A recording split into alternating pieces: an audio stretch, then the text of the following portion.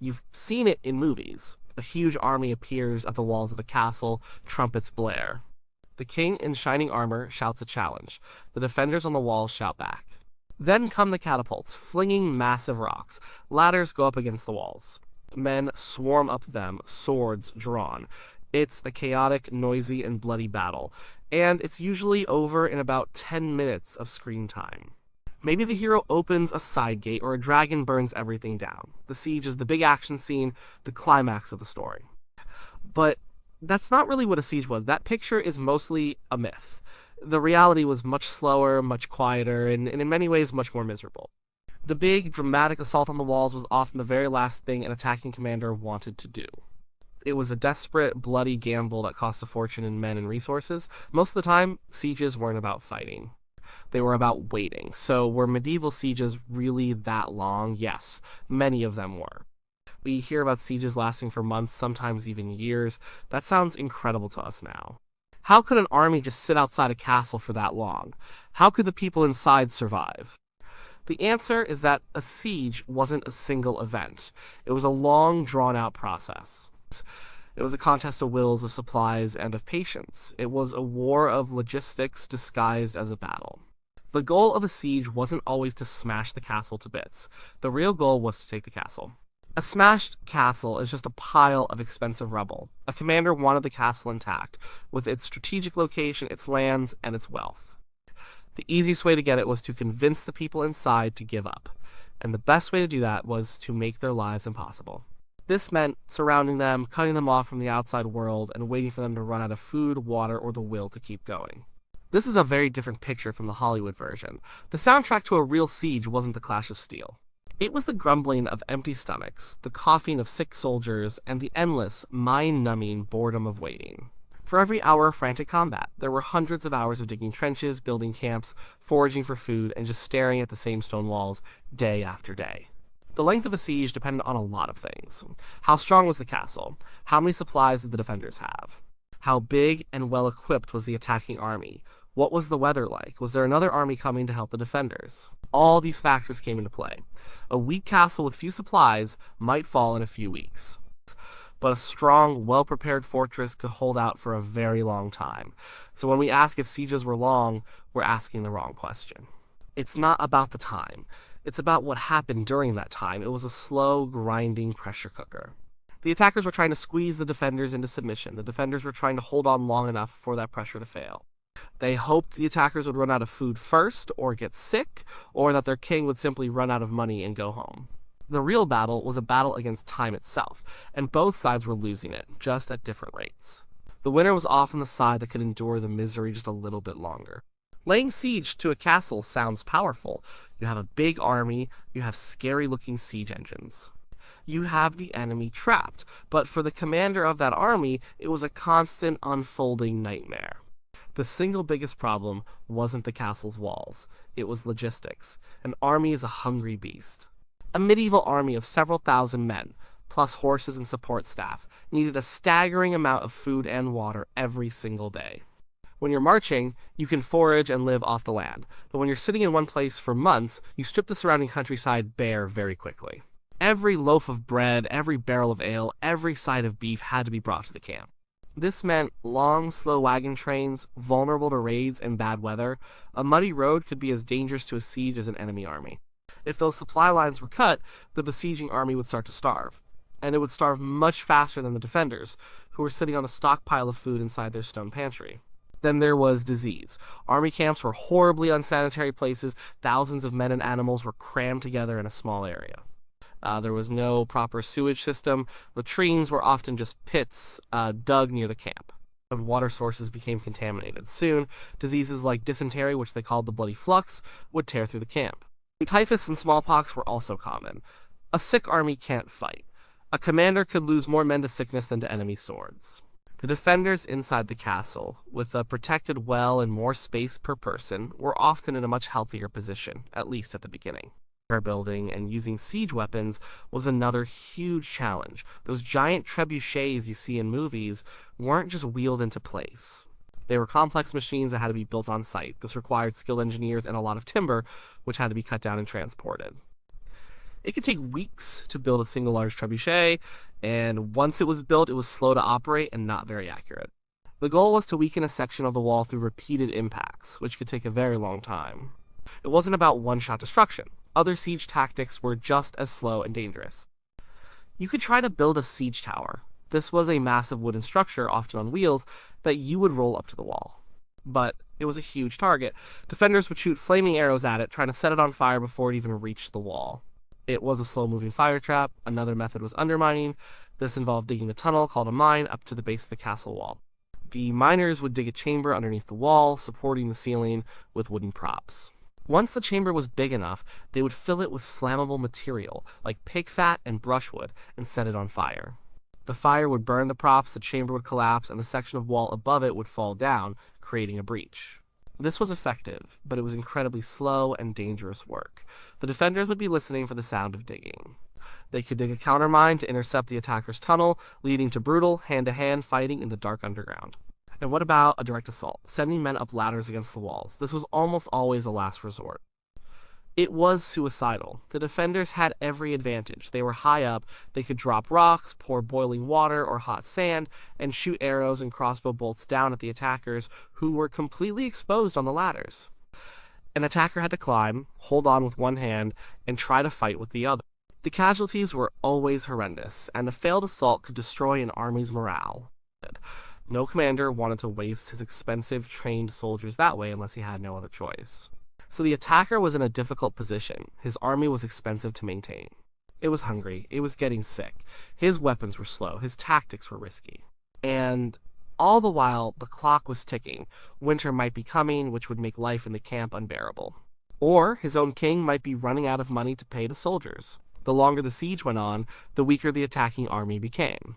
The commander's greatest enemy wasn't the man on the wall, but the calendar. Life for the people inside a besieged castle wasn't easy.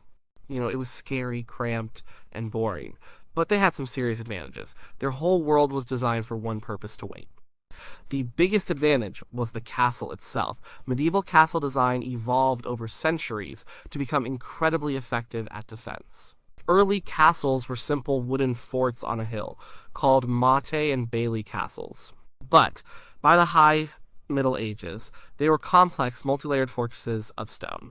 The walls were thick, sometimes dozens of feet thick at the base, and very high. It was hard to knock them down and hard to climb. They didn't just have one wall. Many castles had concentric designs, with an outer wall and a stronger, taller inner wall. If the attackers managed to get over the first wall, they would find themselves trapped in a killing ground between the two walls, with defenders shooting at them from the safety of the inner wall. Every part of the castle was designed to make an attacker's life difficult. The towers were often rounded, so they could deflect projectiles from catapults better than a flat wall. The tops of the walls had battlements, the tooth-like structures that gave archers cover while they shot.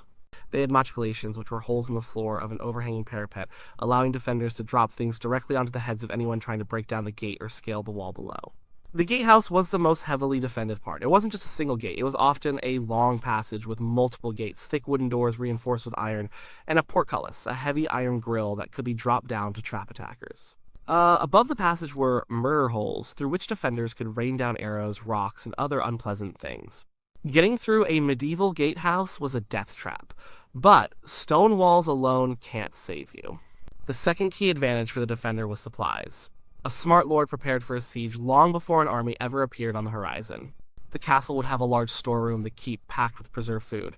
This meant sacks of grain, salted meat and fish, barrels of wine and ale, and hard cheeses. Grain could last for years if kept dry. The defenders' diet would be boring, but it would keep them alive. Water was even more important. A castle had to have its own water source inside the walls. This was usually a well dug deep into the ground to provide a secure supply of fresh water. If your only water source was outside the walls, you were in serious trouble. An army that ran out of water would have to surrender in days. A good well meant you could hold out for months. The defender's job was fundamentally simpler than the attacker's. The attacker had to succeed. He had to find a way in, the defenders had to not fail. He had to stop the attacker from succeeding. Every day that passed was a small victory for the defense. They were inside, protected from the elements. The attackers were outside in their miserable, muddy camp. The defenders' morale was often higher. They were defending their homes, their families, and their lands. They had a powerful reason to resist. The attackers were often mercenaries or soldiers fighting for pay, far from home. Their commitment might not be as strong. The ultimate hope for any besieged castle was that help would come. A message would be smuggled out, often by a brave messenger at night or by carrier pigeon calling for a relief army. If a friendly army was on its way, all the defenders had to do was hold on until it arrived. The arrival of a relief force would change everything. The besieging army would be caught between the castle and the new army, forced to fight a battle on two fronts. Many attackers, faced with this, would simply pack up and leave before the relief army even got there. The defenders' strategy was to play for time. Time was their greatest weapon. A siege had to end eventually. One side or the other would reach a breaking point, but the end rarely looked like the final, epic battle we see in movies. Most sieges fizzled out or were ended by a quiet conversation, not a loud crash. There were many ways the waiting could stop. The most common ending was also the most miserable starvation. This was the whole point of the attacker's strategy. By surrounding the castle, they cut off all food supplies. Inside, the defenders would start rationing. They would eat the less desirable foods first. The grain would be ground into coarse bread. The salted meat would be boiled into thin stews. As the weeks turned into months, the food would run out. People would start eating things they never would have dreamed of: horses, dogs, cats, rats, even the leather from their own belts and shoes. Disease would spread among the weakened population. Eventually, the commander of the castle would be faced with a horrible choice: surrender or watch everyone starve to death. In most cases, they chose to surrender. It was a slow, grim, and deeply unheroic end. Another common ending was negotiation. Medieval warfare wasn't always about total annihilation.